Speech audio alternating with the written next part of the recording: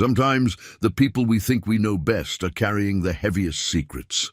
For 3 years, Ryden worked alongside the same crew, loading cargo and keeping to himself, never mentioning the wife he'd lost or the life he'd left behind in Japan. When a Japanese billionaire stepped off her private jet and asked a question in her native language, the entire military crew stood silent.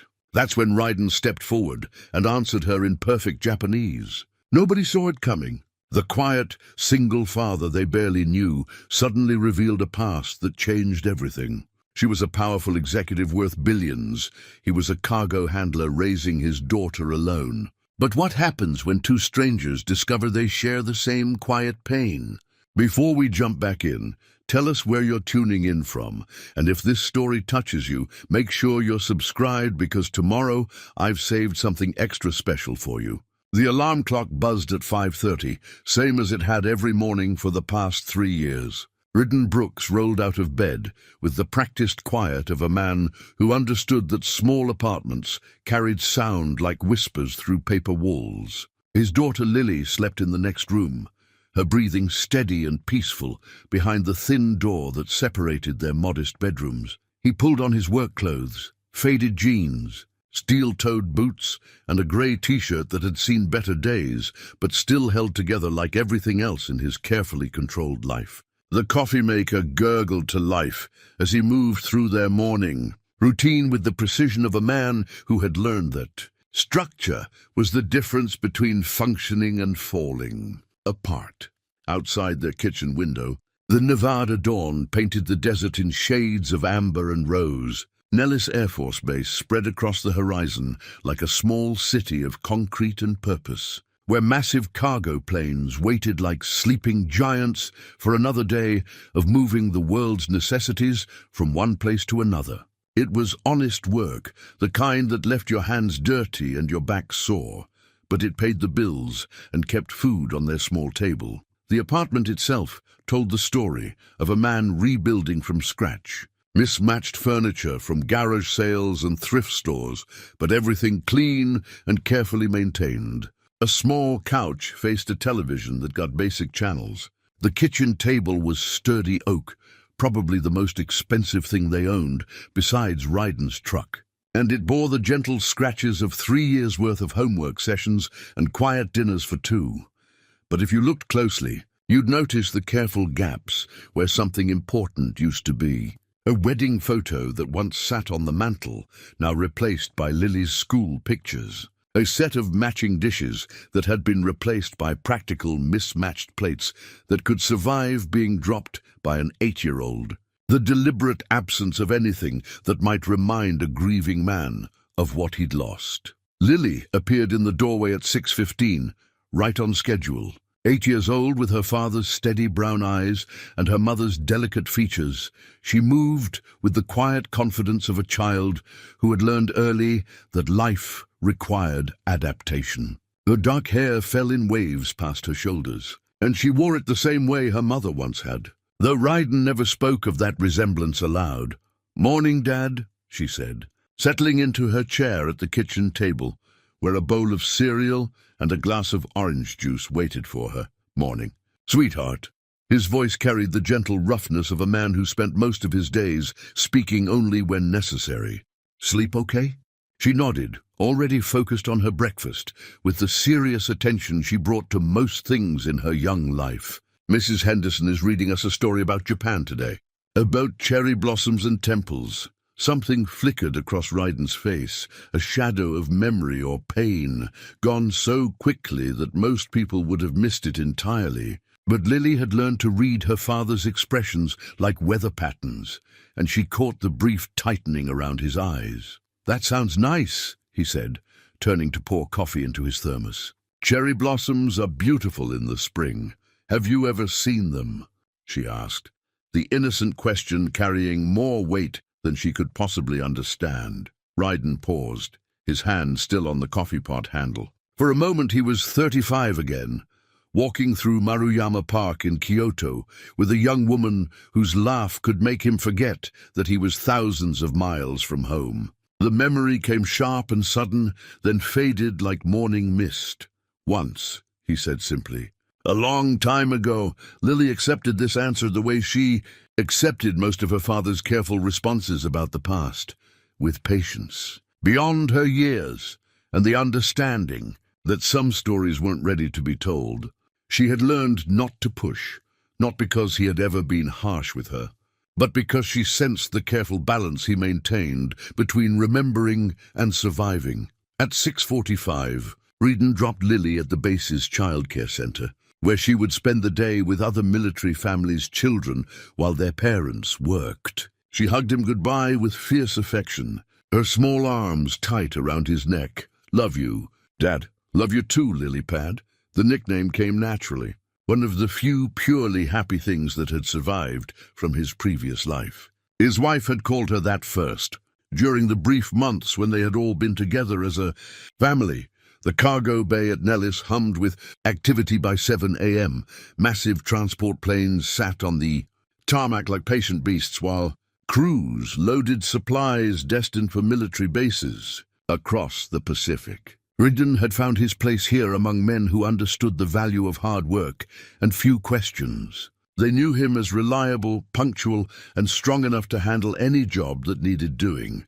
His crew chief was a weathered sergeant named Bill Garrison, a 20-year veteran who ran the operation with military precision, softened by genuine care for his people. Garrison had hired Brighten 3 years ago when he'd shown up looking for work, with impressive references and a skill set that suggested military background, though he'd never volunteered details about his service record. "Morning, Brooks," Garrison called out as Brighten approached the massive C-130 that would be their focus for the day. "We've got medical supplies headed to Okinawa. Needs to be loaded with care and sealed tight." Brighten nodded and got to work, falling into the rhythm that had become second nature. Lift with your legs, secure the straps, check the manifest, move to the next crate. His hands worked with practiced efficiency, while his mind stayed carefully blank, focused only on the immediate task. The other crew members had long since stopped trying to draw him into extended conversations. He was friendly enough, always willing to help when someone needed an extra pair of hands, but he kept his personal life locked away like classified information. They respected that. Military culture understood that some men carried burdens that weren't meant for casual conversation. Around mid-morning, word spread through the cargo bay that they would have VIP visitors later in the week. A Japanese corporation was evaluating the base's logistics capabilities for a potential contract involving civilian cargo shipments. The company, Kuroda Industries, was apparently looking to expand their American operations and needed reliable transportation partners. "Big money," Garrison explained to his crew during their coffee break. "The kind of contract that could mean more steady work and better equipment for all of us. So I want everyone on their best behavior when the executives show up." Brighten listened with half his attention while the rest of his mind wandered to practical concerns. Lily had a school concert next week that he'd promised to attend. His truck needed new brake pads. The rent was due in 10 days, and while he always managed to pay it on time, there was never much left over for emergencies or small luxuries. He had built a life that worked, but it was a narrow life, carefully constructed to avoid the kind of complications that came with letting people get too close. The other men on his crew were good people, but they belonged to a world of weekend barbecues and hunting trips and conversations about wives and future plans. Brighten existed on the edges of that world, appreciated but never quite belonging. That afternoon, as they finished loading the last pallet, Garrison approached him with a clipboard and an expression that suggested he had something particular in mind. "Brooks, I want you to take point on the VIP visit next week," he said. "You know the operations better than anyone, and you've got a way of staying calm under pressure. Think you can handle showing some executives around?" Brighten paused in securing a cargo strap. The request was unusual. Garrison typically handled VIP visits himself, and Brighten had never shown any interest in taking on additional responsibilities that might draw attention or require extended interaction with strangers. "I'm not much for presentations." "Sergeant," he said carefully, "don't need presentations. Just need someone who knows the work and won't get rattled by suits and cameras. Garrison studied him for a moment. You've got more experience than you let on, Brooks. I've watched you work for 3 years, and you move like a man who's been in charge of things before. It was as close as Garrison had ever come to directly asking about Ryden's background. The question hung in the air between them, unspoken but clearly implied. Ryden finished with the cargo strap and straightened up. If you need me to do it, I'll do it. Garrison nodded, accepting both the agreement and the boundary. Good man. They'll be here Thursday morning. That evening, Ryden helped Lily with her homework at their kitchen table while dinner simmered on the stove. She was working on a math worksheet, her small face scrunched in concentration as she puzzled over word problems about trains and distances and time. "Dad," she said without looking up from her paper, "do you think Mom would be proud of me?" The question came from nowhere, the way children's most difficult questions always did. Ryden set down the dish towel he'd been folding and looked at his daughter's bent head, her hair falling across her face as she wrote, "She would be very proud of you," he said quietly. "You're smart and kind and brave. Everything she hoped you would be." Lily glanced up at him, her expression serious beyond her years. "Do you miss her?" "Every day," he said, because honesty was the only gift he had left to give her mother's memory. "But missing someone doesn't mean we stop living. It just means we carry them with us while we keep going." She nodded as if this made perfect sense, which perhaps it did to someone too young to understand the weight of permanent loss. Then she returned to her homework, leaving Ryden to wonder how many more years he could maintain this careful balance between preserving the past and building a future worth living. Later that night, after Lily had gone to bed, Ryden sat on their small couch and allowed himself to remember. Not often and never for long, but sometimes the discipline of forgetting required occasional breaks for maintenance. He remembered Yuki's laugh, bright and musical in the spring air of Kyoto. He remembered the way she had looked at him that first day they met, when he was just another American soldier trying to figure out how to order coffee in a language that felt like poetry in his mouth. He remembered their wedding, small and quiet in a temple garden, where she had worn a kimono the color of spring leaves, and he had promised to love her across any distance or difference. He remembered holding Lily for the first time, 3 months before the cancer took Yuki away, and the way his wife had whispered instructions in both English and Japanese, as if she could prepare him for everything that was coming through the power of words alone. The memories were precious and painful in equal measure, and he rationed them carefully. Too little, and he feared forgetting. Too much, and he couldn't function in the present that his daughter needed him to inhabit.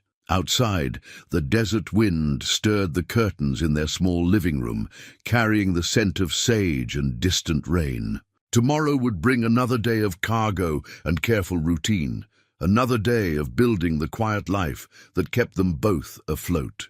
But tonight, for just a few minutes, Ryden allowed himself to remember what love had felt like when it was new and full of possibilities.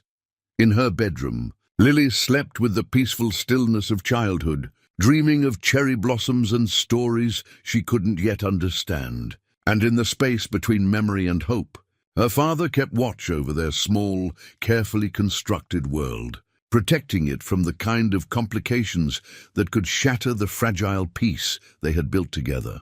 Thursday morning arrived with the crisp clarity that Nevada desert mornings brought. The kind of light that made everything look sharp-edged and purposeful. Ryden arrived at the cargo bay earlier than usual, knowing that VIP visits meant extra scrutiny and the possibility of complications he preferred to avoid. The crew had spent the previous day preparing. Equipment was arranged with military precision, paperwork organized, safety protocols reviewed. Garrison moved through the morning briefing with the focused energy of a man who understood that contracts like this could change everything for his operation.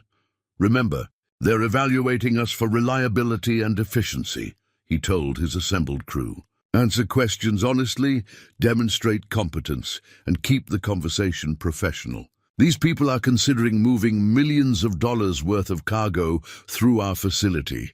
At 10:30, A convoy of black vehicles approached the cargo bay, their polished surfaces reflecting the morning sun like mirrors. The lead car was a Mercedes sedan that probably cost more than Ryden made in 2 years. Behind it followed 2 SUVs filled with what appeared to be security personnel and assistants carrying briefcases and tablets. The woman who emerged from the Mercedes commanded attention immediately.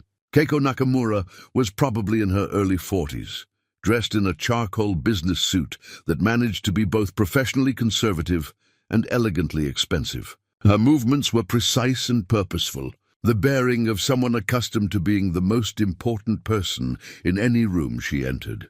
She was accompanied by a small delegation, 2 Japanese executives, an American liaison who looked uncomfortable in the desert heat, and a photographer whose presence suggested this visit was being documented for corporate purposes.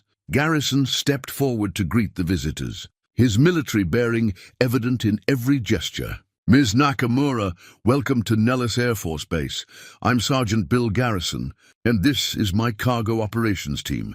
Keiko's acknowledgement was polite but distant. Her attention already focused on the massive transport planes and loading equipment around them. She asked several technical questions about capacity, scheduling, and security protocols, all delivered in accented but perfectly clear English. The tour proceeded smoothly for the first 30 minutes. Keiko examined manifest systems, observed loading procedures, and took notes on a tablet while her photographer documented the facilities. Her questions were sharp and informed, revealing a deep understanding of logistics operations that impressed even Garrison. Ryden remained in the background, part of the crew, but not actively engaged in the presentation. He monitored cargo operations, ensured safety protocols were followed, and tried to stay invisible in the way he had mastered over 3 years of avoiding attention. Everything changed when they reached the secure storage area where sensitive cargo waited for special handling procedures. Keiko approached a particular set of crates marked with Japanese shipping labels, her expression shifting to something more intense and focused. She turned to her American liaison and spoke rapidly in Japanese, her tone carrying obvious frustration. The liaison looked confused and slightly panicked, clearly not understanding what she was saying. She repeated herself more slowly, but with growing irritation, and then looked to her Japanese executives for clarification. What followed was several minutes of increasingly tense conversation in Japanese between Keiko and her team, while the American members of both groups stood awkwardly by, unable to follow the discussion. Garrison's expression showed professional concern as he realized he was losing control of the situation. Finally, Keiko turned to face the assembled Americans, her professional composure slipping slightly. These containers were supposed to be marked for special handling according to our shipping instructions. Can anyone explain why they appear to have been processed as standard cargo? Her American liaison fumbled with his tablet, clearly struggling to understand both the technical issue and the potential implications for the business relationship. Garrison looked to his crew members, but none of them had been directly involved with those particular containers. The silence stretched uncomfortably as it became clear that no one present could provide the explanation Keiko needed. Her expression grew cooler, the kind of professional disappointment that could end negotiations before they properly began. That's when Ryden stepped forward, removing his work gloves as he approached. His movement was calm and deliberate, drawing attention without demanding it. "Sumimasen, Nakamura-san," he said, his voice carrying the respectful tone of someone who understood not just the language, but the cultural context behind it.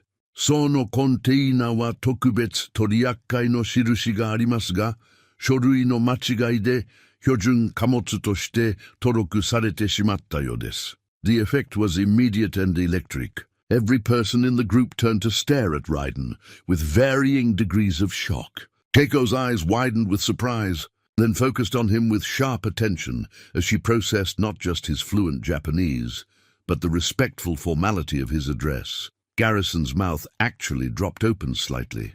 In 3 years, he had never heard Ryden speak anything but English, and certainly never with the kind of cultural sophistication that was evident in both his language and his bearing as he addressed the Japanese executive.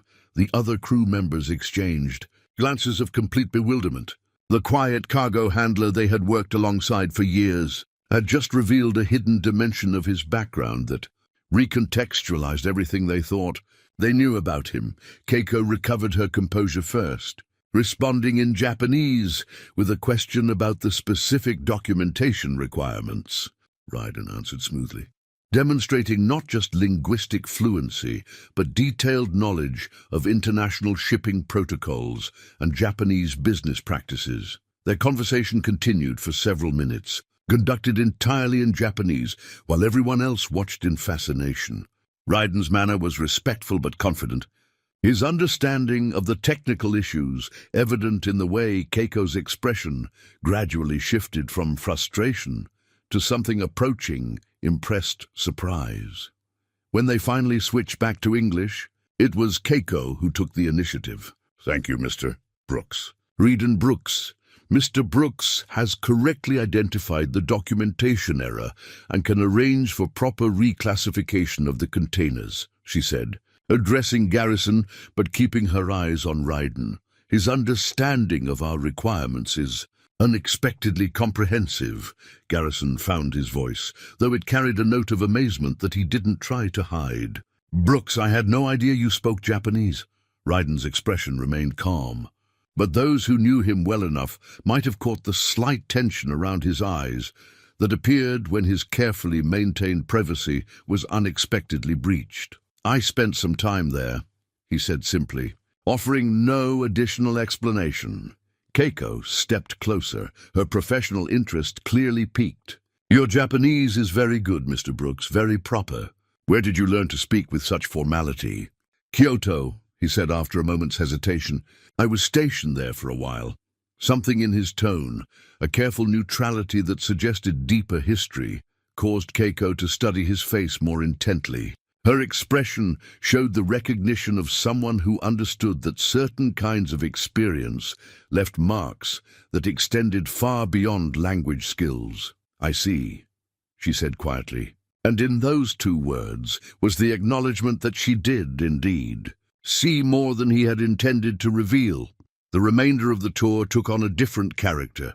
Keiko directed many of her technical questions specifically to Raiden, clearly recognizing that his knowledge extended well beyond basic cargo handling. His answers revealed understanding of international regulations, cultural considerations in business dealings, and operational details that impressed her entire team. By the time the visit concluded, the dynamics had shifted completely. What had begun as a routine facility inspection had become an evaluation of capabilities that no one had known existed. Keiko exchanged business cards with Garrison, but made a point of also speaking privately with Raiden before departing. "I would like to discuss your potential involvement in our operations." "Mr. Brooks," she said, her manner professional but carrying an undertone of genuine interest, "would you be available for further conversations?" Raiden glanced at Garrison, who nodded encouragingly, clearly recognizing an opportunity when he saw one. "I'm available," Raiden said carefully. "Excellent. I will be in touch." She paused, studying his face once more. "It is rare to find someone with your combination of practical skills and cultural understanding. I look forward to learning more about your background." After the convoy departed, the cargo bay buzzed with speculation and amazement. The crew members who had worked alongside Raiden for years suddenly saw him as a completely different person, someone whose hidden depths had been dramatically revealed in a single, unexpected moment. Garrison pulled him aside, his expression mixing professional excitement with personal curiosity. "Brooks, I don't know what just happened here, but I think it might be the best thing that's happened to this operation in years." "That woman was impressed, and people like her don't impress easily." Raiden nodded, but his thoughts were already turning to the complications this attention might bring to the carefully structured life he had built.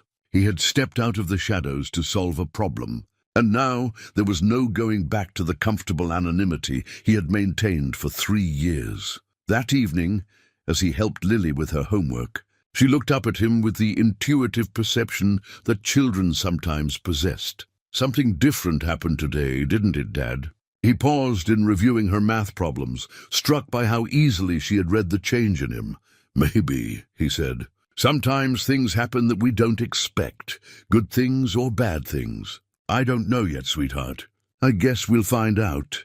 The call came 2 days later, while Ryden was helping Lily practice reading at their kitchen table. She was working through a chapter book about a girl who could talk to animals, her finger tracking under each word as she sounded out the more difficult passages. "Ryden Brooks," he answered, stepping into the living room to avoid disturbing her concentration.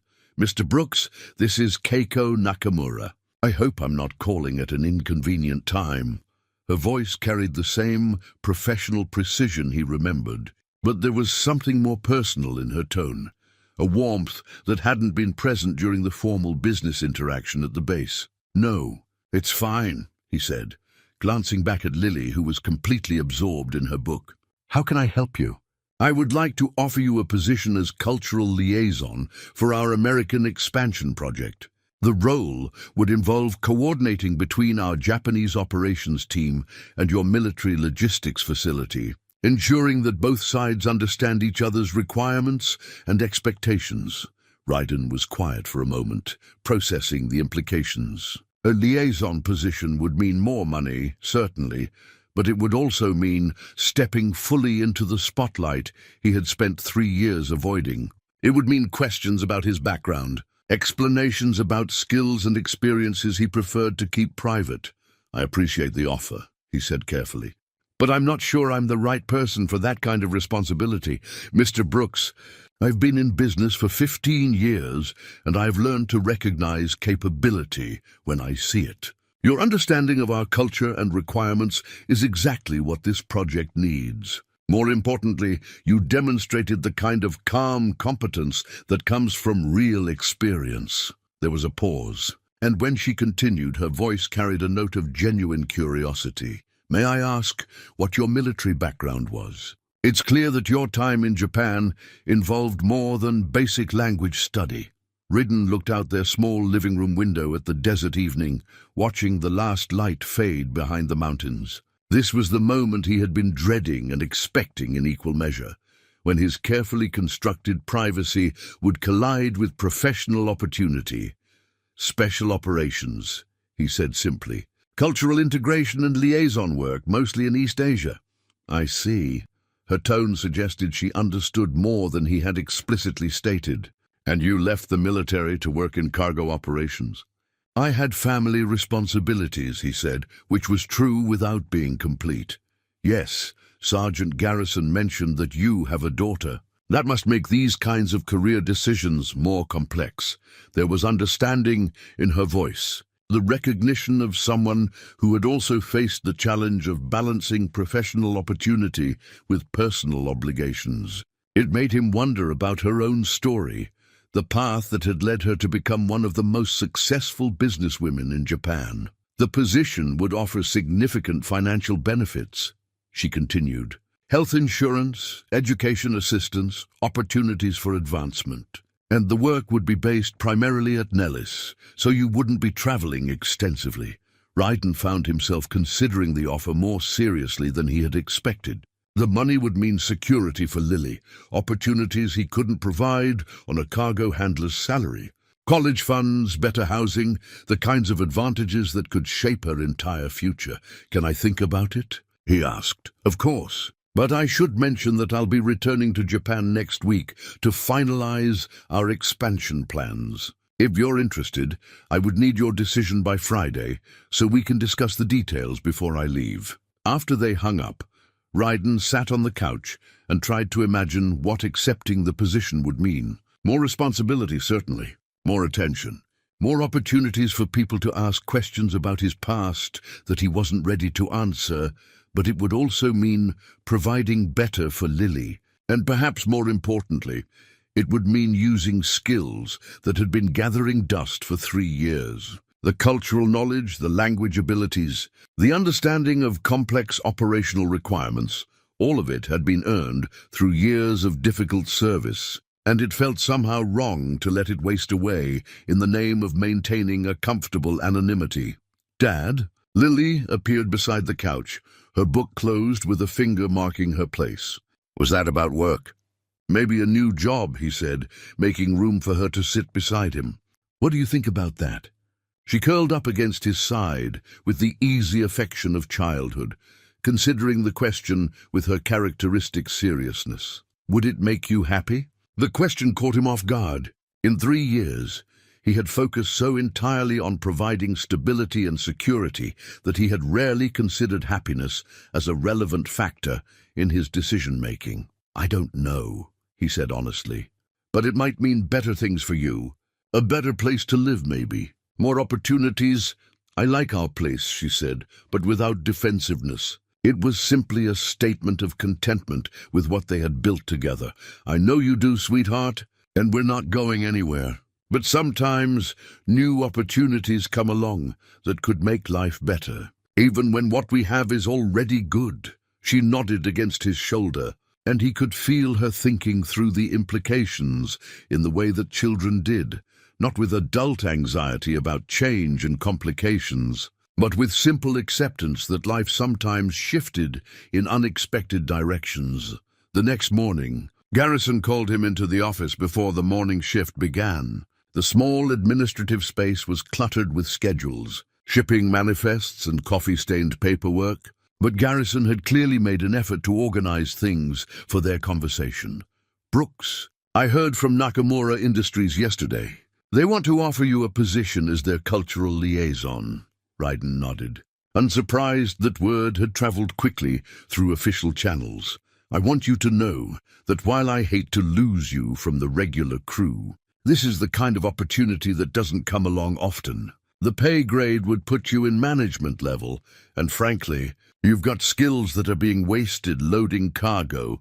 Garrison leaned back in his chair, studying Ryden's face with the experienced eye of someone who had managed personnel for 2 decades. "I'm guessing your military service involved more than you've let on around here." "Some," Ryden acknowledged.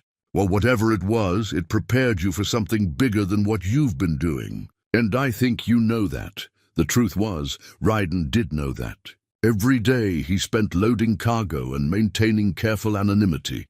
He was aware of capabilities going unused, knowledge gathering dust. It had been a necessary healing period after losing Yuki, a time when simple, physical work had been exactly what he needed to maintain his sanity and focus on raising his daughter. But 3 years was long enough to grieve in the shadows. Lily was growing up, developing her own questions about her heritage and her father's mysterious past. Perhaps it was time to step back into the world where his skills and experience could make a meaningful difference.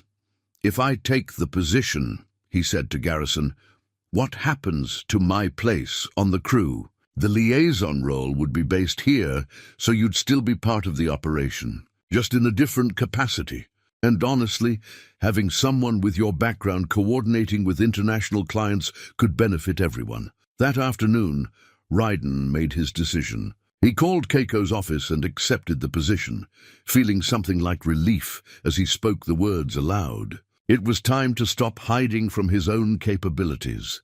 The news spread quickly through the cargo crew, generating a mixture of congratulations and curiosity. The men he had worked alongside for 3 years suddenly saw him differently, not as someone leaving them behind, but as someone whose hidden depths had finally been recognized and properly valued.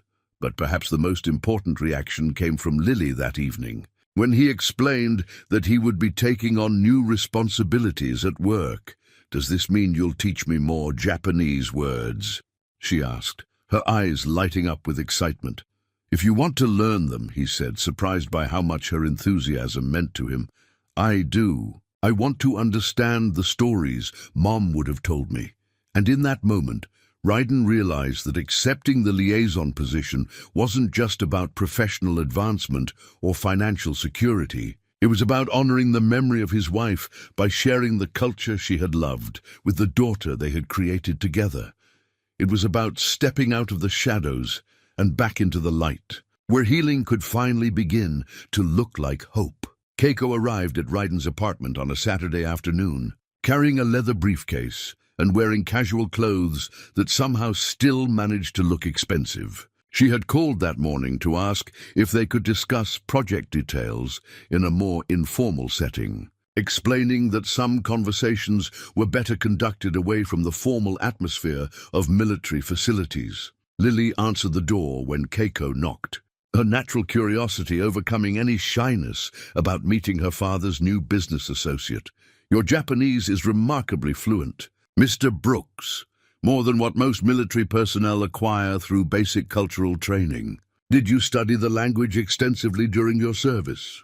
Ryden was quiet for a moment, aware that Lily was listening, and that his answer would shape how much of his past he was willing to reveal in front of his daughter. "I was married to a Japanese woman," he said finally. "She taught me properly, not just the language, but the cultural context behind it." "I see." Keiko's tone carried gentle understanding. "And she passed away? Cancer." 3 years ago." The simple statement hung in the air, explaining more than lengthy descriptions could have conveyed. It explained his presence in Nevada, his careful isolation, his reluctance to step back into professional roles that might require him to revisit memories he had been managing through deliberate distance. "I'm sorry," Keiko said, and her sympathy sounded genuine rather than merely polite. "That must have been very difficult, especially with a young child." Lily had stopped coloring and was watching the adult conversation with the serious attention she brought to discussions about her mother. She had learned to read the emotional currents in such conversations, understanding that her father's careful words carried weight beyond their surface meaning. "Mom taught me some Japanese words too," Lily said, her voice carrying the careful pride of a child sharing something precious. "But I don't remember them very well." Keiko turned her attention fully to Lily, her professional demeanor shifting to something warmer and more personal. "What words do you remember?" Lily thought for a moment, then said hesitantly, "Aishiteru." "Mom said it meant something important." "It means I love you," Keiko said softly. "A very special way to say it, usually reserved for family." Lily nodded, satisfied with the confirmation. "She used to say it when she tucked me in at night." Ryden felt the familiar ache that came with these references to Yuki's presence in their daily life. The memories were precious but sharp, reminders of the completeness they had briefly possessed and lost. Keiko seemed to sense the emotional weight of the moment. She reached into her briefcase and pulled out a small, wrapped package. "I brought something for you." "Lily, if your father says it's all right." Ryden nodded his permission, curious about what she might have selected for a child she had just met. Lily unwrapped the package carefully, revealing a set of origami paper in bright colors, along with a small instruction book written in both Japanese and English. "Origami is the art of paper folding," Keiko explained. "It's something many Japanese children learn. Would you like me to show you how to make a crane?" For the next 30 minutes, business discussions were set aside, while Keiko patiently guided Lily through the steps of creating her first paper crane. Her hands moved with practiced precision, demonstrating folds and creases while explaining the symbolism behind the traditional design. "In Japan, we believe that if you fold 1,000 paper cranes, you can make a wish come true," she told Lily, as the small bird took shape in the girl's careful hands. "What would you wish for?" Lily asked, concentrating intensely on matching the folds Keiko had shown her. The question seemed to catch Keiko off guard, as if she hadn't considered her own wishes in quite some time. She glanced at Ryden, then back at the paper crane taking shape in Lily's hands. "I think I would wish for the people I care about to be happy," she said thoughtfully. Ryden watched the interaction with growing appreciation for Keiko's natural way with his daughter. There was nothing forced or performative about her attention to Lily. She seemed genuinely engaged with the child's questions and excited by her enthusiasm for learning about Japanese culture. When the crane was complete, Lily held it up triumphantly, her face glowing with accomplishment. "It's beautiful. Can we make more?" "Of course."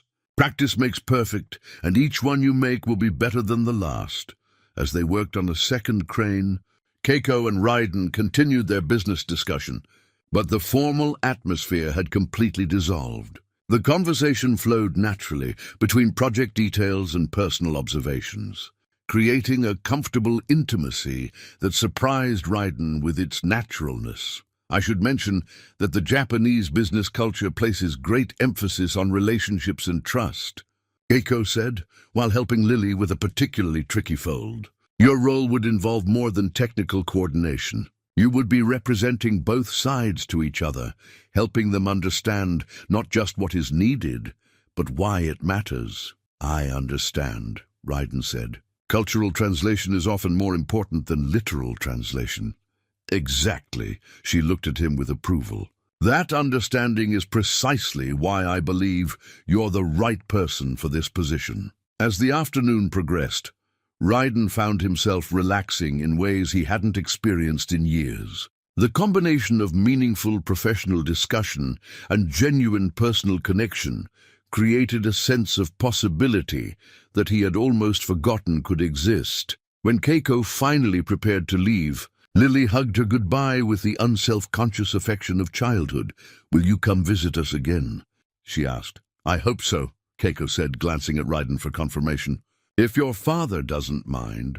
"I don't mind," Ryden said, and realized he meant it completely. After Keiko left, Lily spent the evening working on origami cranes while Ryden prepared dinner. The small paper birds accumulated on the kitchen table, each one slightly more refined than the last, evidence of his daughter's determination to master the art she had been introduced to that afternoon. "Dad," she said as they ate dinner, "I like her." "Keiko?" "Yes, she's nice and she knows about Mom's country. She makes me feel like the Japanese part of me is something good." The comment struck Ryden with unexpected force. In his efforts to protect Lily from the pain of loss, he realized he might have inadvertently minimized the importance of her cultural heritage. Yuki's death had been so devastating that he had avoided anything that might intensify the grief, including regular references to the culture and traditions that had been such an important part of her identity. "It is something good, sweetheart. Your mother's culture is a part of who you are, and that's something to be proud of." Lily nodded seriously, then returned to her crane folding with renewed focus. "Maybe I really can make 1,000 of them." "Maybe you can," Ryden agreed, watching his daughter's careful hands shape paper into art and hope into possibility. That night, after Lily had gone to bed, Ryden sat on the couch and reflected on how much had changed in a single afternoon. A business meeting had evolved into something more personal and meaningful, opening doors he had thought were permanently closed. For the first time in 3 years, he found himself looking forward to tomorrow with something that felt remarkably like anticipation. "You must be Lily," Keiko said, crouching down to meet the girl at eye level. "Your father has told me wonderful things about you. Are you really from Japan?" Lily asked with the direct honesty that 8-year-olds brought to questions that adults might find awkward. "Yes, I am. From Tokyo. Have you ever wanted to visit Japan?" Lily nodded enthusiastically. "Dad says Mom was from there, and that it has cherry blossoms and temples and mountains with snow." Something shifted in Keiko's expression, a softening that suggested she understood more about the family's history than had been explicitly discussed. She glanced up at Ryden, who was watching the interaction with careful attention. "All of those things are true," Keiko said gently. "Maybe someday you'll get to see them for yourself." They settled in the small living room, Keiko declining offers of coffee but accepting a glass of water. Lily positioned herself at the kitchen table with her coloring books, close enough to observe but politely giving the adults space for their conversation. "I wanted to discuss the scope of your role in more detail." Keiko began, opening her briefcase and extracting a folder of documents. "But first, I hope you don't mind my saying that your daughter is lovely. You've done well raising her on your own." Ryden felt the familiar tightening in his chest that came whenever the subject of single parenthood arose. "She's a good kid. Makes it easier. Still, It can't have been simple managing work and family responsibilities without help. There was something in her tone that suggested personal understanding rather than mere sympathy. Keiko's professional manner carried undertones of someone who had also navigated the complexities of building a life while carrying private burdens. "We manage," he said simply, then shifted the conversation back to safer ground. "What did you want to discuss about the position?" Keiko spread several documents across the coffee table, organizational charts, project timelines, budget allocations that made Brighten's current salary look insignificant. "The liaison role will require you to interface between our Japanese operations team and various American military and civilian logistics providers. Your cultural knowledge will be essential, but so will your operational experience. I suspect your military background prepared you for exactly this kind of coordination work." Brighten studied the documents, noting the scope and complexity of the project. Kuroda Industries was planning a significant expansion into American markets, requiring the establishment of supply chains, distribution networks, and partnerships that would generate hundreds of millions of dollars in economic activity. "This is much larger than I expected," he said. "We believe in thinking comprehensively. Half measures rarely succeed in international business." She paused, watching his face as he processed the information. "I should mention that the position would likely require some travel to Japan for training and relationship building with our headquarters staff." The mention of returning to Japan created a complex, emotional response that Brighten tried to keep from showing. Japan meant memories of Yuki, places they had shared, experiences that were both precious and painful. But it also represented the professional world where his skills had been forged, where his understanding of cultural dynamics had been earned through years of difficult and important work. "How much travel?" he asked. "Initially, perhaps 2 weeks for orientation and introduction to our teams. After that, probably quarterly visits for ongoing coordination. All expenses paid, of course, and we would ensure that your family responsibilities are accommodated." Lily looked up from her coloring book at the mention of travel. "Would I get to come sometimes?" Keiko smiled at the question. "That might be possible, depending on the circumstances." "Would you like to visit Japan?" "Yes." Lily's enthusiasm was immediate and genuine. "I want to see where Mom grew up and learn to speak Japanese like Dad." The casual reference to Brighten's language skills prompted Keiko to ask a question that had clearly been on her mind since their first meeting. The logistics crisis emerged on a Tuesday morning when Keiko's phone call woke Brighten at 5:30 a.m.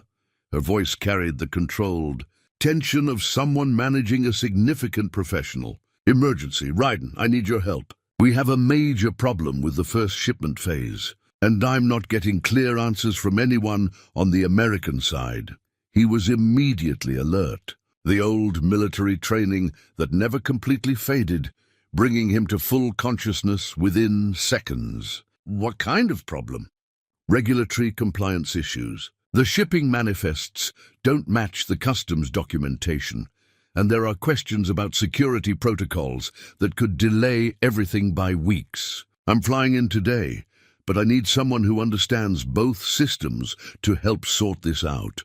Brighten was already reaching for his clothes, his mind shifting into the analytical mode that had served him well during his military career. Complex logistics problems required methodical thinking and the ability to see connections that weren't immediately obvious. "I'll meet you at the base," he said. "Can you send me the documentation so I can review it beforehand?" "Already done. Check your email." "And Brighten, thank you. I know this isn't what you signed up for." After she hung up, Brighten spent an hour reviewing the electronic documents she had forwarded, his coffee growing cold as he traced through the regulatory requirements and identified the sources of confusion. The problems were significant but solvable, requiring someone who understood both the Japanese export requirements and American import protocols. By the time he arrived at the base, he had developed a preliminary plan for addressing the issues. But he also recognized that implementing the solution would require extended collaboration with Keiko, late-night work sessions, and the kind of intensive professional partnership he hadn't experienced since his military service. Keiko's plane landed at noon, and she arrived at the cargo facility with the focused energy of someone who had spent the flight preparing for battle. She wore a dark suit that suggested serious business, and her expression carried the weight of millions of dollars in potential delays and complications. "Show me everything," she said without preamble, following Ryden to the conference room where he had spread out printed copies of all the relevant documentation. For the next 4 hours, they worked through the regulatory maze together, identifying discrepancies, tracing bureaucratic requirements, and developing workarounds for the most problematic issues. Ryden's military experience with international operations proved invaluable, as did his understanding of how American and Japanese systems could interface despite their fundamental differences in approach. What struck him most was Keiko's combination of business acuity and practical, problem-solving ability. She didn't just understand the financial implications of delays.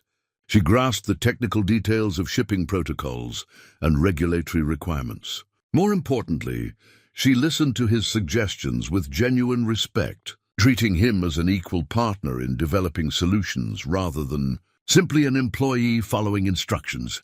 "You have an interesting way of thinking through these problems," she said during a brief break when they had ordered sandwiches to be delivered to the conference room. "Very systematic, but also creative. Where did you learn to approach complex logistics this way?" "Special operations requires a lot of coordination between different agencies and international partners," he said. "You learn to find ways to make incompatible systems work together."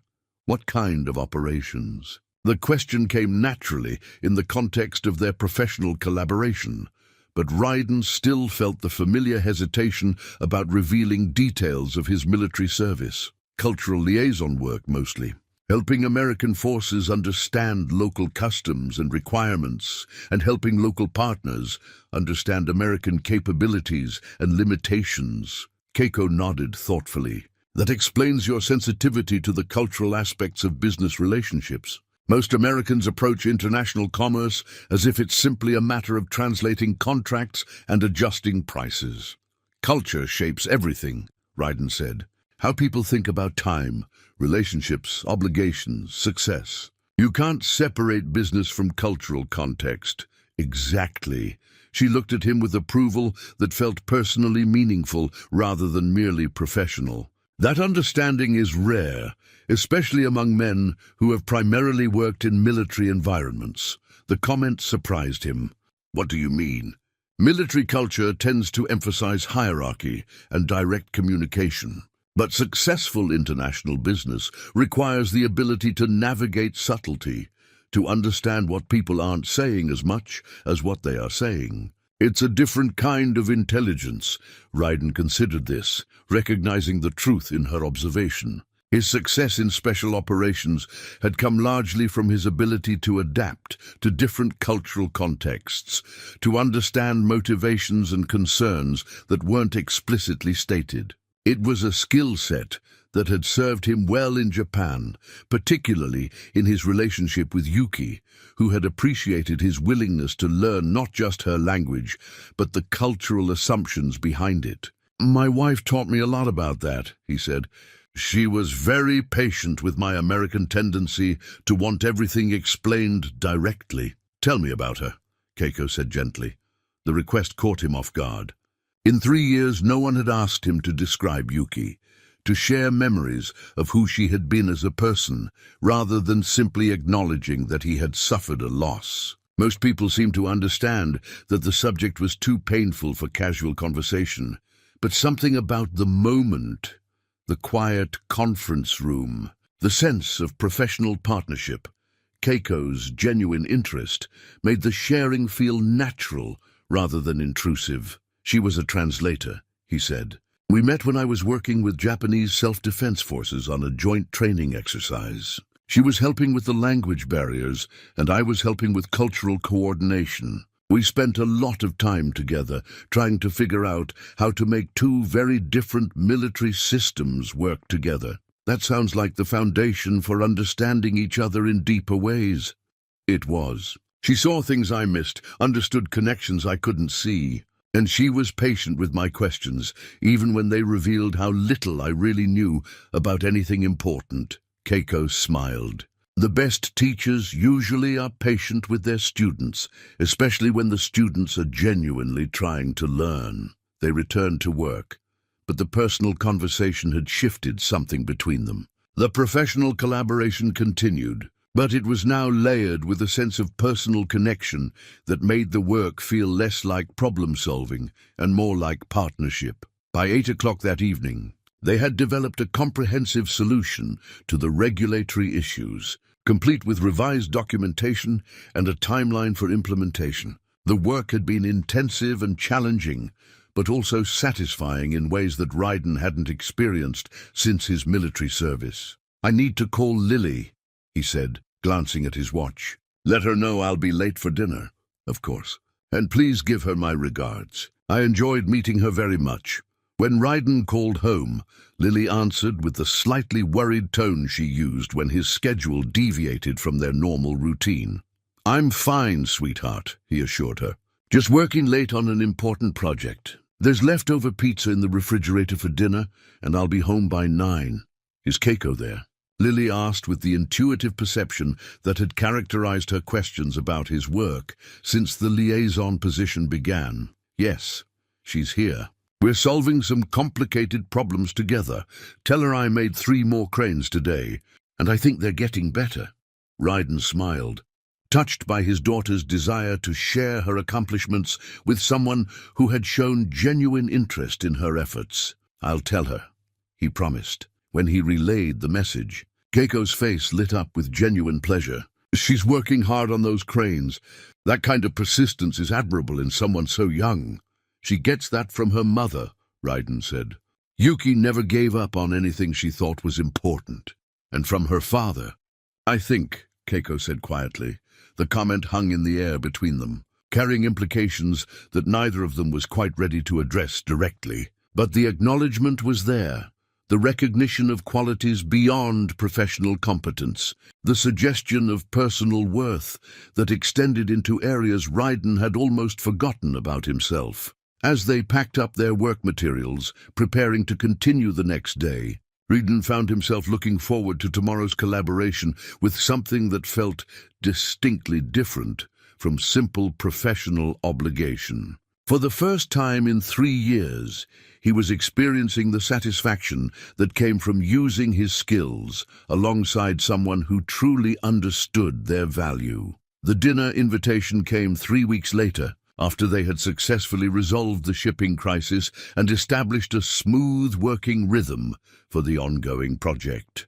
Keiko had been staying at a hotel near the base during her extended visit, but she mentioned feeling disconnected from normal life while living out of a suitcase and eating restaurant meals. "Would it be inappropriate for me to cook dinner for you and Lily?" she asked during one of their afternoon planning sessions. "I've been craving home cooking, and I thought perhaps I could share some Japanese dishes with both of you." Ryden hesitated, not from lack of interest, but from the awareness that accepting would represent a significant shift in their relationship. Professional collaboration was one thing. Sharing meals in his home with his daughter was distinctly more personal territory. "Lily would love that," he said finally, realizing that his daughter's enthusiasm for Japanese culture made the invitation almost impossible to decline graciously. "Wonderful.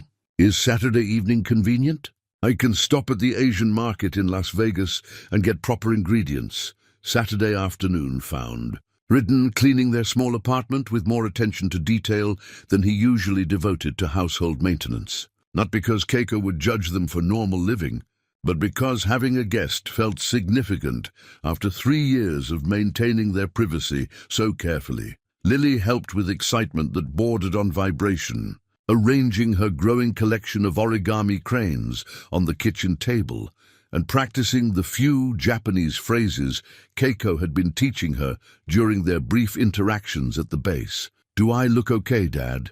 she asked, spinning in the dress she had selected for the occasion, a simple blue one that had been her favorite for special events since the beginning of the school year. "You look perfect." "Sweetheart." Keiko arrived at 6 with cloth shopping bags full of ingredients and a warm smile that suggested she was as excited about the evening as Lily was. She had traded her usual business attire for casual clothes, dark jeans and a soft sweater that made her look younger and more relaxed than Ryden had seen her before. "I hope you don't mind that I bought enough food for an army," she said, setting the bags on the kitchen counter. "I got a little carried away at the market." "What are we making?" Lily asked, bouncing on her toes with anticipation. "Chicken teriyaki, rice, and miso soup. And for dessert, mochi ice cream, if I can figure out how to make it properly in an American kitchen." For the next 2 hours, Ryden's small kitchen became a cultural exchange laboratory. Keiko moved with confident familiarity, seasoning and stirring while explaining the reasoning behind each ingredient and technique. Lily served as eager assistant, carefully measuring rice and learning to use chopsticks properly. Ryden found himself relegated to sous chef duties, chopping vegetables under Keiko's patient instruction and discovering that cooking could be meditative rather than simply functional when approached. "With the right attitude and company, your knife skills are quite good," Keiko observed as he worked through a pile of carrots with military precision. "Field kitchens teach you to be efficient," he said. "Is that where you learned to cook?" "Mostly. Though Yuki tried to teach me properly before." He stopped, realizing he had been about to reference her illness, a subject he tried to avoid in front of Lily. Keiko seemed to understand his hesitation. She glanced at Lily, who was concentrating intensely on stirring the miso soup, then continued the conversation in a way that acknowledged his wife without dwelling on her loss. She must have been a good teacher. "Japanese cooking requires patience and attention to detail." "She was very patient," Ryden said, "with cooking and everything else. May I ask, do you have any of her recipes?" The question surprised him with its directness, but also with how natural it felt coming from Keiko. Over the weeks of working together, she had developed a way of asking personal questions that felt like genuine interest rather than intrusion. "A few," he said, "written in both Japanese and English in case I forgot the techniques. Would it be all right if I looked at one? I'd love to see how she adapted traditional recipes for an American kitchen." Rushton hesitated for only a moment before retrieving a small wooden recipe box from one of the kitchen cabinets. It was one of the few things he had kept easily accessible, though he hadn't opened it since the first lonely months after Yuki's death, when he had tried unsuccessfully to recreate her cooking for Lily. Keiko received the box with obvious reverence, handling it as if she understood that it contained more than mere cooking instructions. She examined several of the recipe cards, her expression growing thoughtful as she read Yuki's careful handwriting in both languages. "Her Japanese calligraphy is beautiful," she said softly. "And look, she annotated everything with notes about American ingredient substitutions and cooking methods. She really wanted to make sure you could continue making these dishes." "I tried," Ryden said, "but I was never very good at it. Everything I made tasted wrong somehow." "Cooking is like language," Keiko said, still studying the recipe cards. "It's not just about following the rules. You have to understand the spirit behind the techniques. Would you like me to help you learn to make some of these properly?" The offer was generous and personal in ways that went far beyond their professional relationship. It also represented a bridge between his past with Yuki and his present circumstances that he hadn't known how to build on his own. "I'd like that," he said. Lily looked up from her soup-stirring duties with excitement. "Can I help too?" "Of course," Keiko said. "These are your mother's recipes. They're part of your heritage." When dinner was ready, they gathered around the small kitchen table, which had been set with an interesting mixture of American plates and the chopsticks Keiko had brought. The food was delicious, but more than that, it filled the apartment with aromas that reminded Ryden powerfully of the year he had spent learning to call Japan home. "This tastes just like Mom's cooking," Lily said, after her first bite of teriyaki chicken, her voice carrying wonder rather than sadness. "That's the highest compliment I could receive," Keiko replied. As they ate, The conversation flowed naturally between practical topics and personal stories. Keiko shared anecdotes about growing up in Tokyo, the challenges of building her business, and her own experiences with cultural adaptation when she had studied in America as a young woman. "I was terribly homesick my first year in college," she admitted. "Everything seemed so different. The food, the social expectations, even the way people organized their time. I almost gave up and went home." "What changed your mind?" Brighten asked. "I met a professor who helped me understand that adaptation doesn't mean abandoning who you are. It means finding ways to be yourself in new contexts. That became the foundation for everything I did afterward in business." "That's wise," Ryden said, recognizing how the same principle had shaped his own experiences with cultural integration during his military service. After dinner, while Keiko and Lily worked on origami at the kitchen table, Ryden stood at the sink, washing dishes, and listening to their conversation about paper folding techniques and Japanese festivals. The domesticity of the scene struck him with unexpected force, not because it felt foreign, but because it felt so naturally right. For the first time since Yuki's death, he could imagine what it might be like to share his life with someone again. Not to replace what he had lost, but to build something new that honored the past while embracing the possibility of future happiness. When Keiko prepared to leave that evening, Lily hugged her goodnight with the easy affection she showed to people she trusted completely. "Will you teach us more recipes next time?" Lily asked. "I'd love to," Keiko said, then looked at Ryden with a question in her eyes. "There will be a next time," he said quietly, and felt something like peace settle into place around the admission. After Keiko left, Lily helped put away the dishes while chattering excitedly about everything she had learned about Japanese cooking and culture. But when they settled on the couch for their usual bedtime routine, her expression grew more serious. "Dad," she said, curling up against his side, "do you think Mom would be happy that we're learning about her country?" The question caught him in the space between grief and hope, but for the first time, hope felt stronger. "I think she would be very happy, sweetheart. She always wanted you to understand the beautiful parts of where she came from." Lily nodded against his shoulder, satisfied with the answer. And in the quiet evening that followed, Ryden found himself imagining possibilities he hadn't allowed himself to consider in 3 long years of careful solitude. The letter appeared on a Tuesday morning while Ryden was sorting through old clothes to donate to charity. Lily had outgrown several items, and he was using the task as an excuse to finally tackle the closet he had been avoiding for 3 years, the one that still held some of Yuki's belongings alongside his own military memorabilia.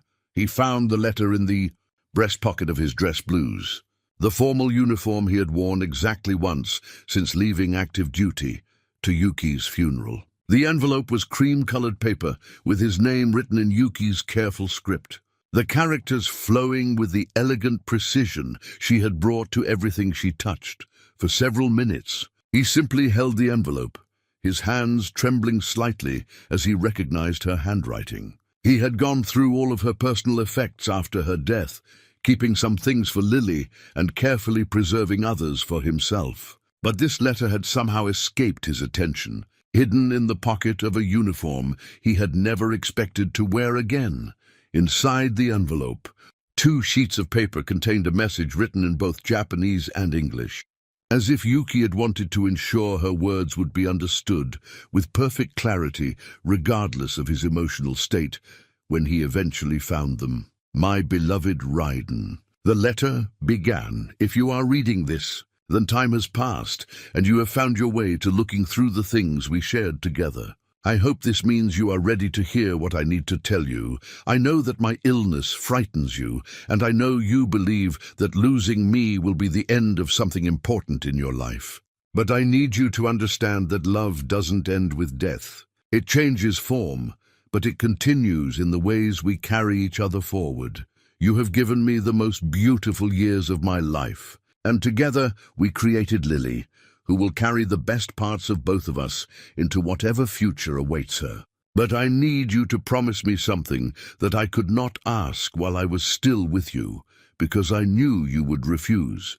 Promise me that you will not spend the rest of your life grieving.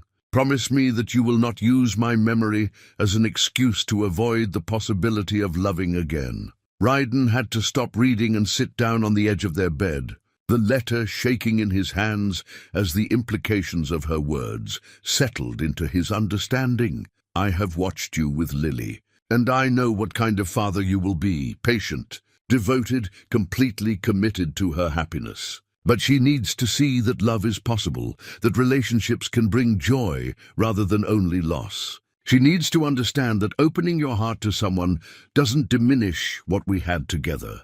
I need you to teach her that love multiplies rather than divides, that finding happiness again doesn't mean forgetting what came before. And I need you to learn this lesson yourself, because you deserve more than a life spent managing grief.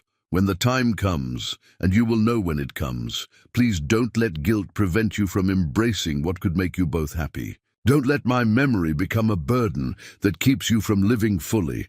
I loved you with everything I had, and because I loved you, I want your life to be filled with as much happiness as possible. That might include someone new who can appreciate the wonderful man I was lucky enough to marry. Someone who can be a partner to you and perhaps a mother figure to Lily. Trust yourself to know when that person appears. Trust your heart to make room for new love without pushing out the old. And trust that wherever I am, I will be grateful that you chose life over sorrow. All my love. Always and in all ways." Yuki Raiden read the letter 3 times, each reading revealing new layers of meaning and intention. The timing of its discovery felt impossibly perfect.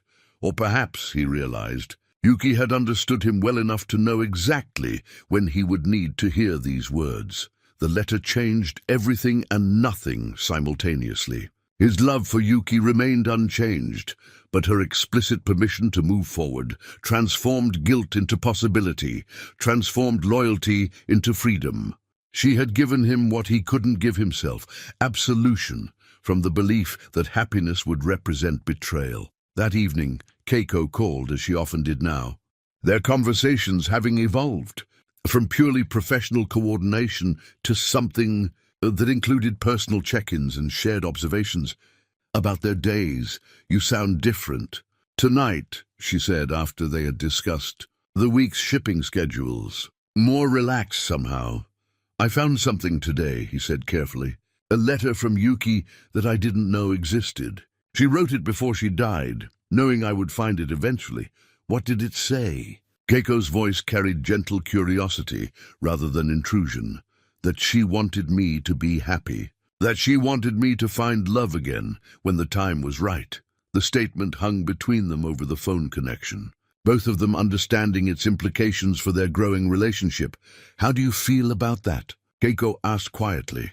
"Like I've been given permission to stop feeling guilty about something I didn't even realize I was feeling guilty about." "And what were you feeling guilty about?" Brighten was quiet for a long moment, processing emotions he was only beginning to understand clearly. "About enjoying your company so much," he said finally. "About looking forward to seeing you. About the way I feel when we work together, or when you're here with Lily and me.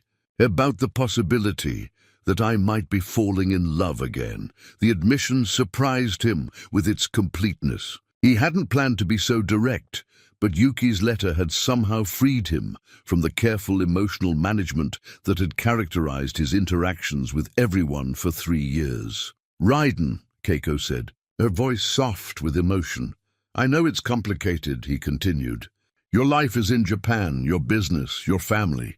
And I have Lily to consider, and a job that I'm just learning to do properly. But I need you to know that what I feel for you isn't something I was expecting or looking for. It just happened, despite all my efforts to keep things professional. I've been falling in love with you too," she said quietly. "With your gentleness and your strength, with the way you are with Lily, with your intelligence and your cultural sensitivity. But I was afraid to say anything, because I didn't want to complicate things for you or make you feel pressured." "What would it mean," he asked, "if we acknowledged these feelings officially? Your business is international, but your life is established in Japan." "I don't know," she said honestly.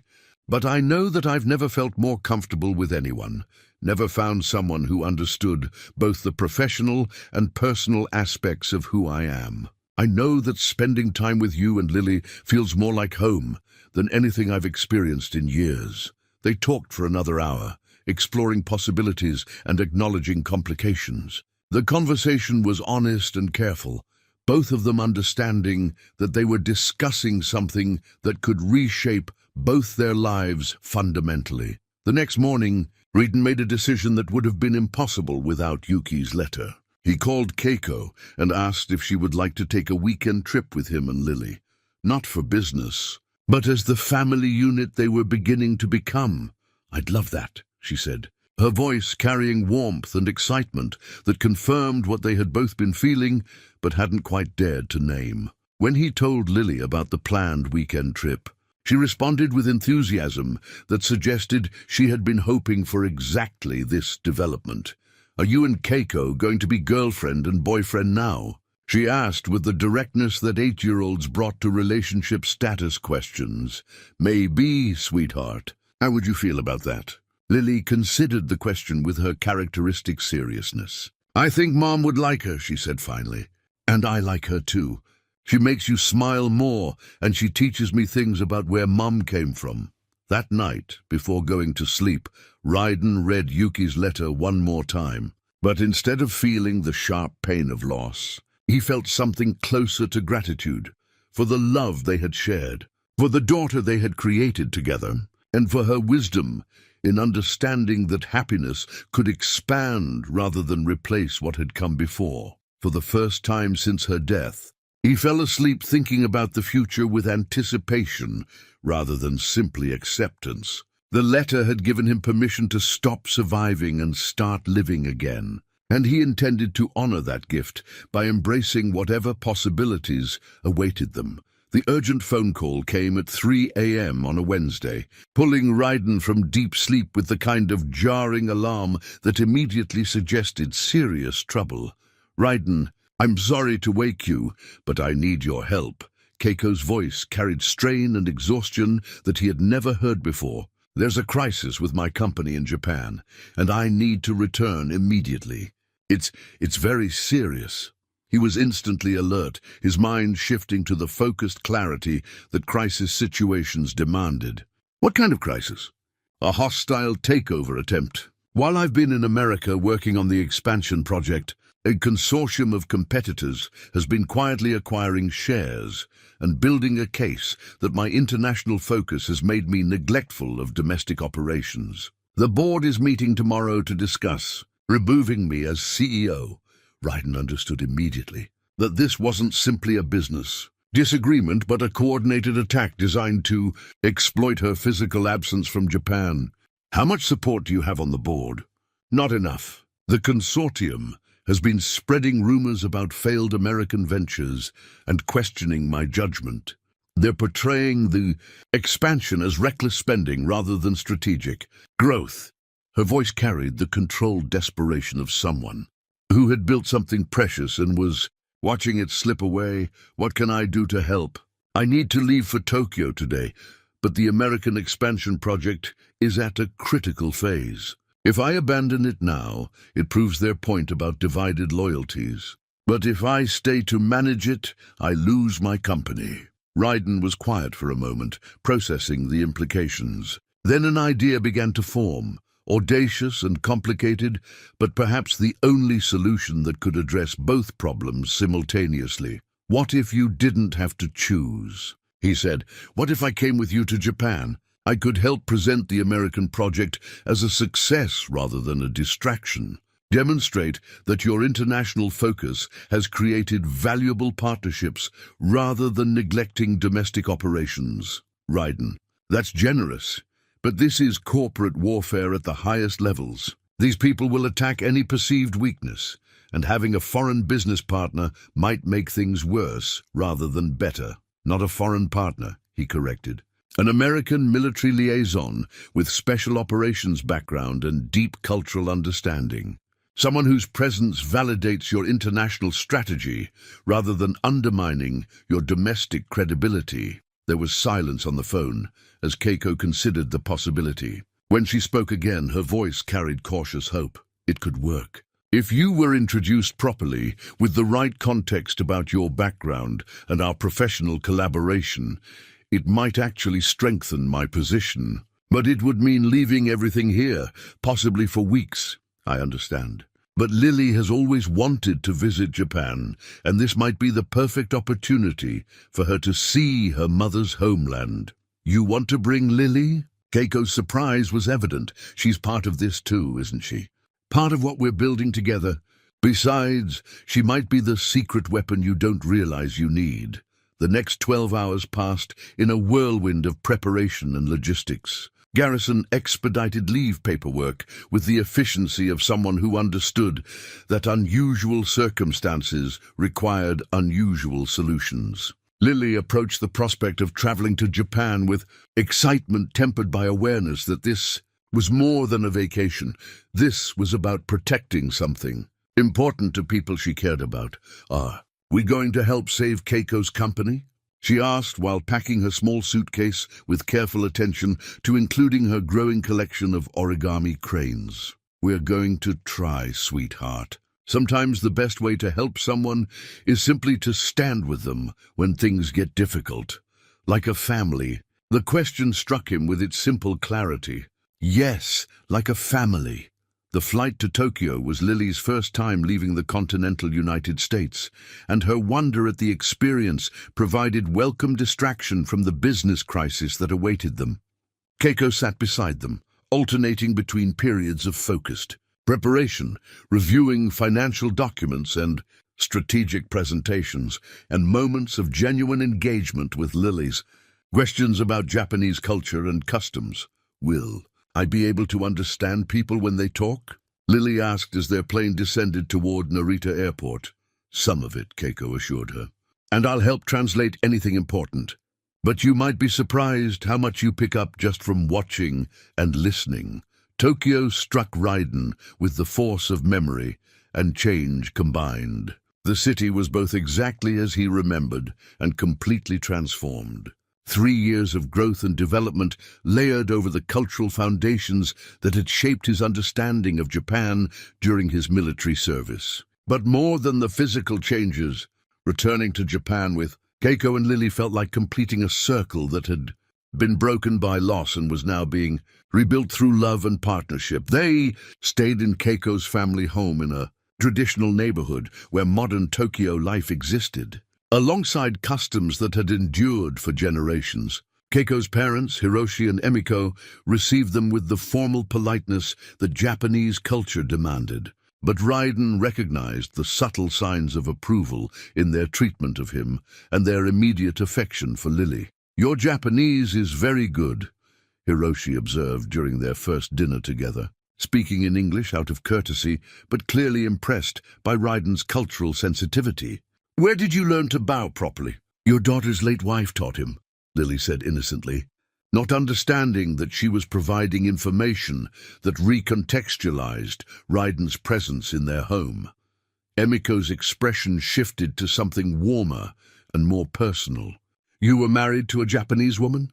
"Yuki Tanaka," Raiden said quietly. "From Kyoto. She died 3 years ago." The revelation transformed the family dynamics completely. What had been polite acceptance became genuine welcome. The recognition that Raiden's understanding of their culture came from love and loss, rather than mere professional necessity. Lily's mixed heritage, which had been obvious from her features but unexplained, now made perfect sense within the context of a family story that honored both her cultures. That evening, while Lily slept and Keiko worked late preparing for the next day's board meeting, Raiden walked through the traditional garden behind her family home.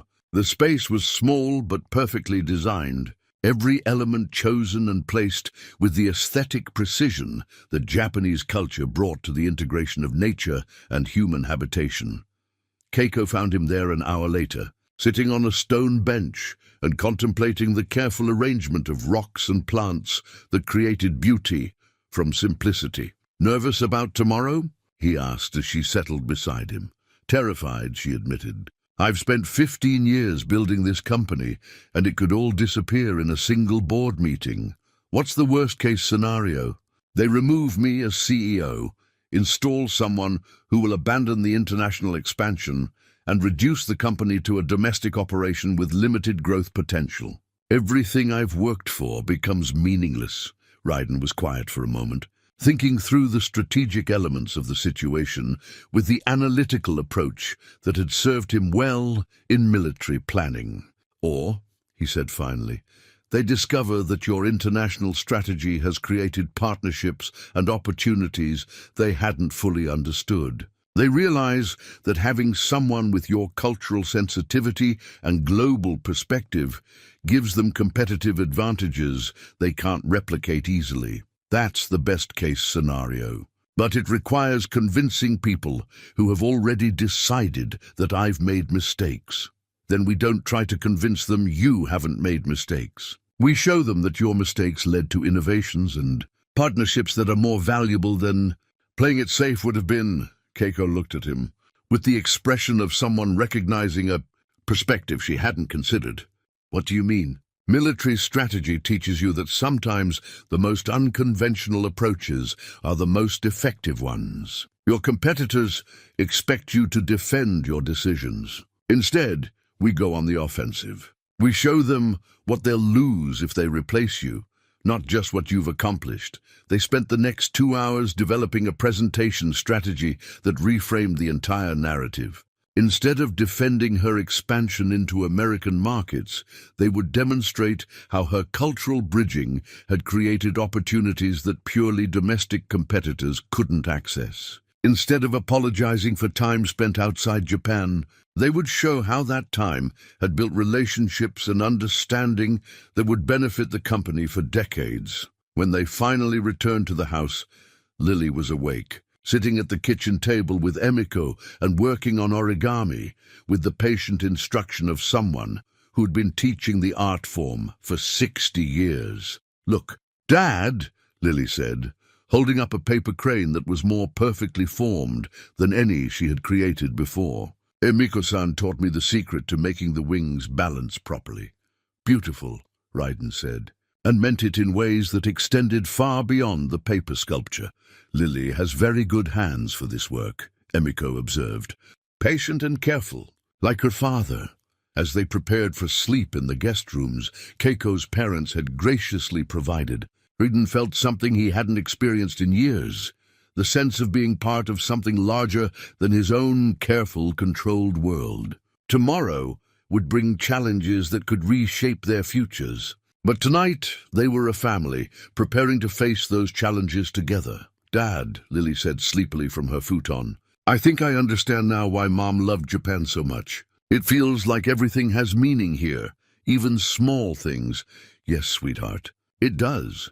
And as he settled into his own bed, listening to the quiet sounds of a traditional Japanese home at night, Ryden found himself looking forward to tomorrow with confidence rather than anxiety. They had work to do, but they would do it together. And that made all the difference. The boardroom at Kuroda Industries occupied the 42nd floor of a gleaming Tokyo tower, its floor-to-ceiling windows offering commanding views of the city that stretched endlessly toward distant mountains. But Ryden's attention was focused entirely on the 12 individuals seated around the polished conference table, each one representing millions of dollars in corporate influence and decades of business relationships that could determine Keiko's future with a simple vote. The hostile consortium was led by Takeshi Yamamoto, a silver-haired executive whose company had been Kuroda Industries' primary domestic competitor for over a decade. His presentation had been methodical and damaging, painting Keiko's American expansion as reckless spending that had diverted resources from profitable domestic operations.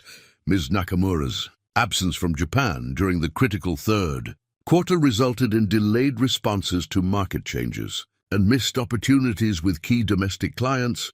Yamamoto argued, his tone carrying the respectful formality that Japanese business culture demanded, while delivering what amounted to a professional death sentence.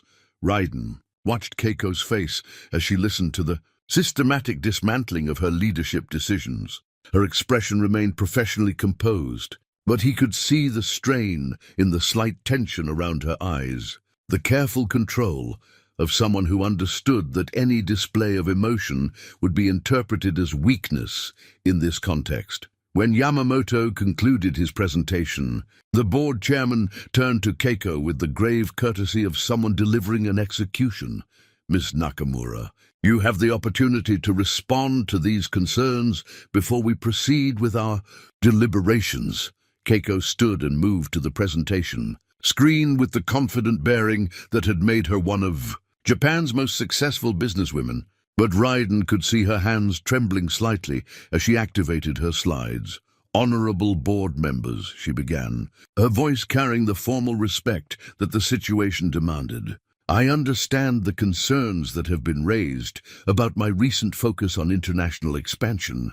However, I believe the evidence will show that this strategy has created opportunities and partnerships that will benefit our company for decades to come." Her presentation was compelling and thorough, demonstrating the financial projections for American market penetration, the strategic advantages of early entry into expanding sectors, and the cultural relationships that would be difficult for competitors to replicate. But Raiden could feel the skepticism in the room, the predetermined conclusion that her international focus represented abandonment of core Japanese business values. When she reached the section about cultural liaison partnerships, she turned toward Raiden with a slight nod.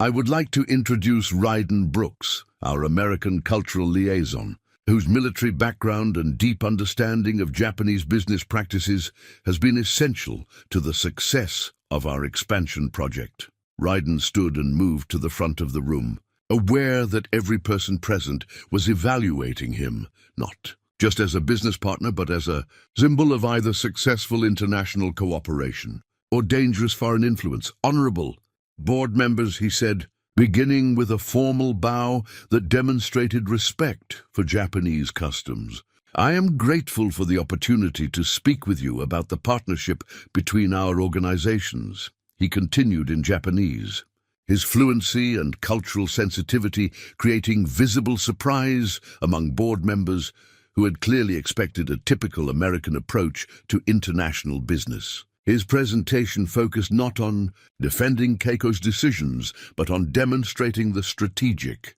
value of cultural bridging in an increasingly global economy. "The American military logistics network represents relationships and capabilities that purely domestic companies cannot access," he explained. Ms. Nakamura's vision created partnerships that provide competitive advantages in international markets while strengthening, rather than weakening, our domestic position. But it was when he began discussing the cultural elements of successful international business that the room's dynamic began to shift. His references to specific Japanese business customs, his understanding of the relationship between domestic strength and international success, and his respectful acknowledgement of traditional values while advocating for strategic innovation demonstrated a sophistication that impressed even the skeptical board members. "May I ask about your background, Mr. Brooks?" asked one of the board members. "Your understanding of our business culture is quite comprehensive for an American military liaison." "I was stationed in Japan for several years during my military service," Raiden replied. "I was married to a Japanese woman from Kyoto, and through her I learned to appreciate not just your language but the cultural principles that make Japanese businesses uniquely successful." The revelation created a subtle but significant shift in the room's atmosphere. What had been seen as foreign influence was reframed as cultural integration, someone who understood Japanese values from personal experience rather than mere professional necessity. "And your wife?" another board member inquired gently. "She passed away 3 years ago. Our daughter carries both American and Japanese heritage, and I believe that understanding of multiple cultures is exactly what will be required for business success in the coming decades." At that moment, something unexpected happened. The boardroom door opened quietly, and Lily entered with Keiko's mother. "Himeko, The elderly woman bowed respectfully to the assembled executives, while Lily, wearing a simple dress that somehow managed to look both American and appropriately formal for the Japanese business setting, moved to stand beside Raiden. "I apologize for the interruption," Emiko said formally. "But the child wished to see where her father was working, and I thought it might be appropriate for you to meet Ms. Nakamura's American family." The introduction of Lily as family, rather than simply the daughter of a business partner, was strategic and profound, representing acceptance by Keiko's traditional Japanese parents and suggesting that the international partnership had deeper roots than mere commercial arrangement. Lily bowed politely to the board members, then spoke carefully in the Japanese phrases Keiko had been teaching her. "Hajime mashite. Watashi no namae wa Riri desu. Yoroshiku onegai shimasu." The sight of a mixed heritage child introducing herself properly in Japanese, representing the successful integration of cultures rather than their conflict, created an emotional impact that no business presentation could have achieved. The board's response to Lily's presence was immediate and transformative. What had been a sterile corporate confrontation became something more personal and human. The kind of moment that reminded everyone present that business decisions affected real families and real lives. Board Chairman Sato, a distinguished man in his 70s who had remained carefully neutral throughout the proceedings, smiled at Lily with genuine warmth. "Your Japanese is very good, Lily-chan," he said kindly. "Are you enjoying your visit to Japan?" "Yes, very much," Lily replied in English, then added in careful Japanese, "Nihon wa totemo kirei desu." Her declaration that Japan was beautiful, delivered with obvious sincerity despite her limited vocabulary, created visible appreciation among the board members. But it was her next comment that shifted the entire dynamic of the meeting. "My mom was from Japan," she said, speaking naturally to the room full of executives as if they were simply adults she was meeting for the first time. "She died when I was little, but she taught me that Japanese people value honor and taking care of family. Keiko-san has been teaching me about Mom's country and helping Dad remember happy things instead of only sad ones." The innocent honesty of her statement reframed everything the board had been discussing. Suddenly, Keiko's work in America wasn't about abandoning Japanese values, but about honoring them, creating connections that strengthened rather than weakened cultural bonds. Yamamoto, the leader of the hostile takeover attempt, found himself in the impossible position of arguing against a partnership that clearly embodied the very cultural preservation he had been claiming to defend. "This is quite touching," he said, struggling to maintain his attack while appearing heartless in front of a child. "But sentiment cannot override business fundamentals. Ms. Nakamura's extended absence from Japan represents a fundamental neglect of domestic responsibilities." That's when Raiden stepped forward with the strategic counterstrike he and Keiko had prepared. "With respect, Yamamoto-san, I believe you may be misunderstanding the nature of Ms. Nakamura's achievements in America." He activated a new set of slides that had not been part of Keiko's original presentation. These documents show the specific contracts and partnerships that her cultural sensitivity made possible, agreements that your consortium's companies attempted to negotiate unsuccessfully for the past 2 years. The slides revealed detailed comparisons between Kuroda Industries' American partnerships and the failed attempts by Yamamoto's consortium to establish similar relationships. The data was devastating and undeniable, showing that Keiko's cultural approach had achieved results that traditional business methods had been unable to produce. "Furthermore," Raiden continued, "our intelligence sources indicate that your consortium's real motivation for this takeover attempt is not concern for Kuroda Industries' domestic performance, but desire to access the American partnerships that Ms. Nakamura has developed independently of your influence." The accusation hung in the air like a challenge, and Raiden could see from Yamamoto's expression that it had found its mark. But he wasn't finished. The American military logistics network that we have been developing with Kuroda Industries represents not just commercial opportunity, but strategic partnership between our nations. Disrupting that partnership through hostile corporate action would have implications that extend far beyond business considerations. The implicit suggestion that American government interests were involved in supporting Kaew's leadership added a dimension to the situation that the board had not previously considered. Corporate warfare was one thing. Potentially affecting international relations was quite another. Board Chairman Sato leaned forward with sharp attention. "Mr. Brooks, are you suggesting that this partnership has official American government support?" "I'm suggesting that successful cultural integration between American and Japanese organizations is viewed favorably by both governments, and that partnerships built on mutual respect and understanding serve broader interests than simple profit maximization." It was a masterful reframing that transformed Kaew from someone abandoning Japanese interests to someone advancing them through international cooperation. But the final stroke came from an unexpected source. "Excuse me," Lily said, raising her hand politely as if she were in school. "Can I ask a question?" Chairman Sato nodded with amused permission. "Why would you want to fire Keiko-san when she's helping Japanese companies work with American companies? Isn't that good for both countries?" "My mom always said that building bridges was more important than building walls." The innocent wisdom of a child's perspective cut through the corporate maneuvering with devastating clarity. The board members found themselves unable to argue against the logic of international cooperation without appearing to advocate for isolation and narrow thinking. Yamamoto's position was now completely untenable. His consortium's attack on Kaew had been revealed as self-serving rather than principled, and continuing to argue against partnerships that clearly benefited both nations would make him appear petty and destructive. "I believe," Chairman Sato said after a long moment of consideration, "that this board needs time to deliberate on the information we have received today. We will reconvene tomorrow morning to announce our decision."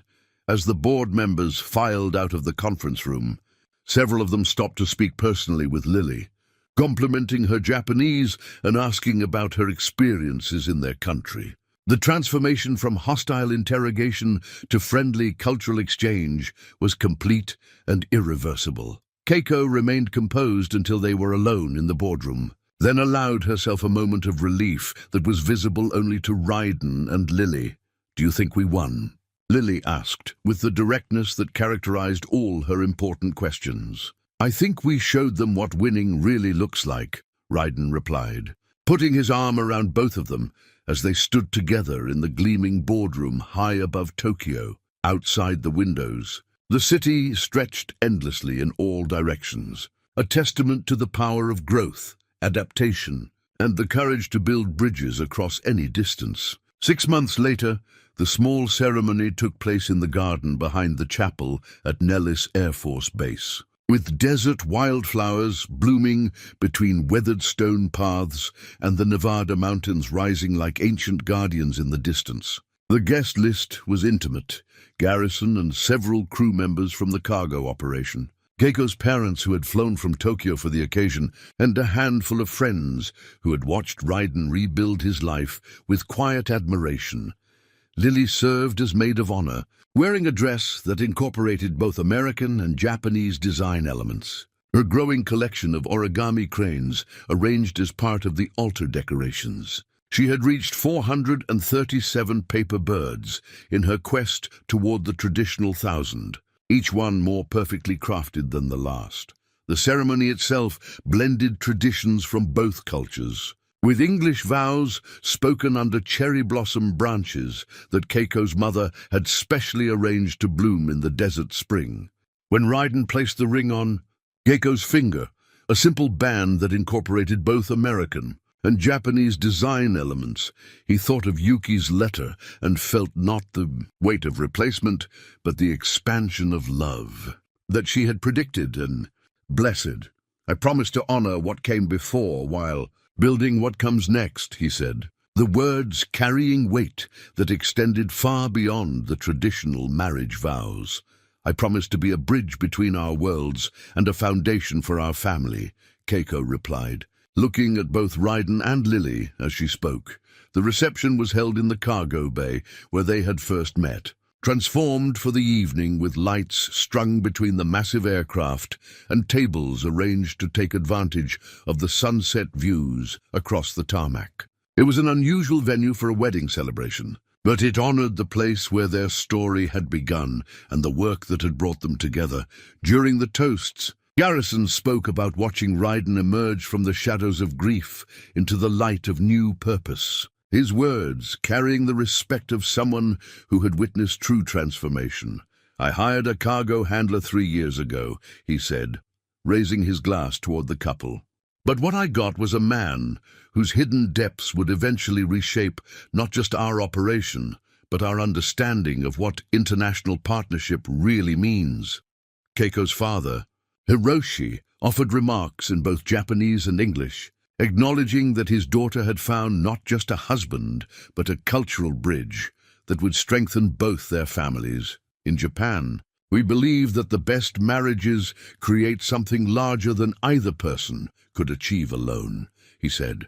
"Today, we celebrate the union of two people who have already proven this truth through their work and their devotion to the child they share." But perhaps the most meaningful speech came from an unexpected source. Lily had asked to say something, and she stood beside the head table with the serious composure she brought to important moments. "When Dad used to tell me stories about Mom, they were always sad stories about missing someone," she said, her voice carrying clearly across the assembled guests.